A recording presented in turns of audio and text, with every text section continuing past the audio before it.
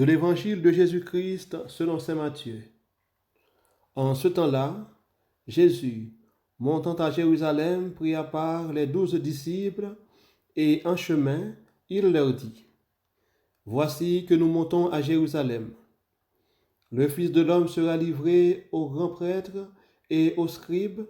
Ils le condamneront à mort et le livreront aux nations païennes pour qu'elles se moquent de lui, le flagellent et le crucifient. Le troisième jour, il ressuscita. Alors, la mère des fils de Zébédée s'approcha de Jésus avec ses fils Jacques et Jean, et elle se prosterna pour lui faire une demande. Jésus lui dit, que veux-tu?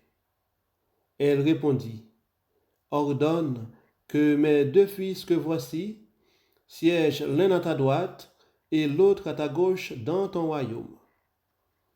Jésus répondit, vous ne savez pas ce que vous demandez. Pouvez-vous boire la coupe que je vais boire? Ils lui disent, nous le pouvons. Il leur dit, ma coupe, vous la boirez. Quant à siéger à ma droite et à ma gauche, ce n'est pas à moi de l'accorder. Il y a ceux pour qui cela est préparé par mon Père. Les 10 autres qui avaient entendu s'indignèrent contre les 2 frères. Jésus les appela et dit, vous le savez, les chefs des nations les commandent en maître, et les grands font sentir leur pouvoir. Parmi vous, il ne devra pas en être ainsi. Celui qui veut devenir grand parmi vous sera votre serviteur, et celui qui veut être parmi vous le premier sera votre esclave. Ainsi, le Fils de l'homme n'est pas venu pour être servi, mais pour servir et donner sa vie en rançon pour la multitude.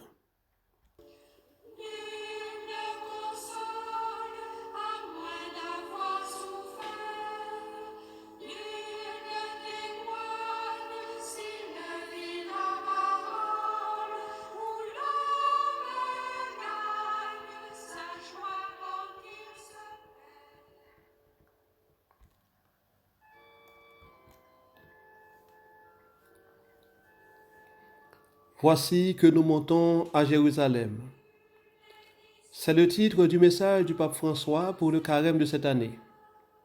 Cette phrase est tirée de l'évangile d'aujourd'hui que nous venons d'écouter, où Jésus annonce à ses disciples sa passion, sa mort et sa résurrection.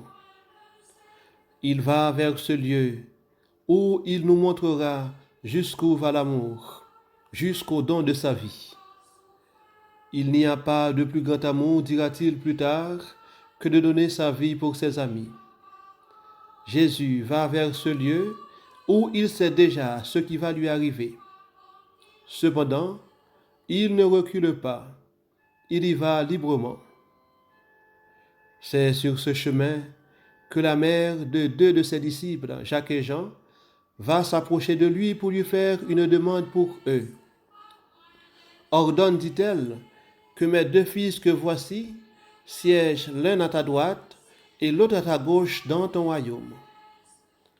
Vous vous rappelez sans doute qu'il n'y a pas longtemps que nous avons écouté cette parole de Jésus qui disait « Demandez et vous recevez ».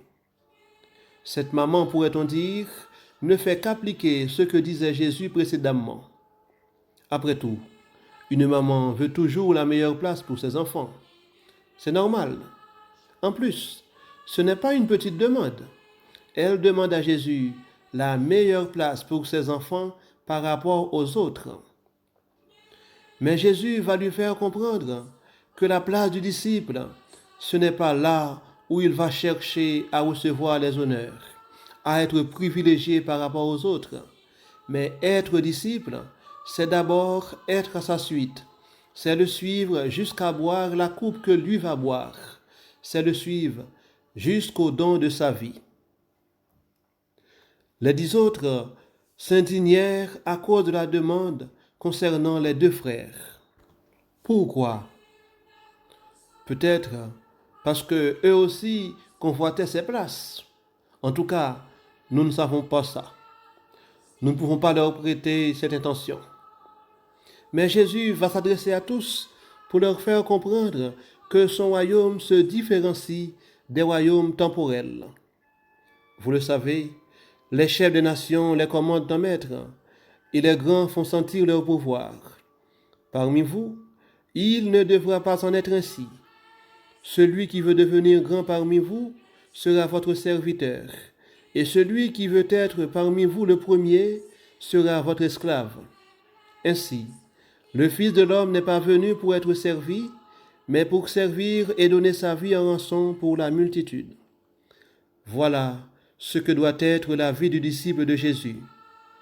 Le pouvoir dans l'Église est service. Être à la suite de Jésus, c'est être serviteur. Et quand le pouvoir n'est plus au service des autres, toutes sortes de dérives, d'abus est possible. Si nous voulons vraiment être disciples de Jésus, il faut fixer notre regard sur lui.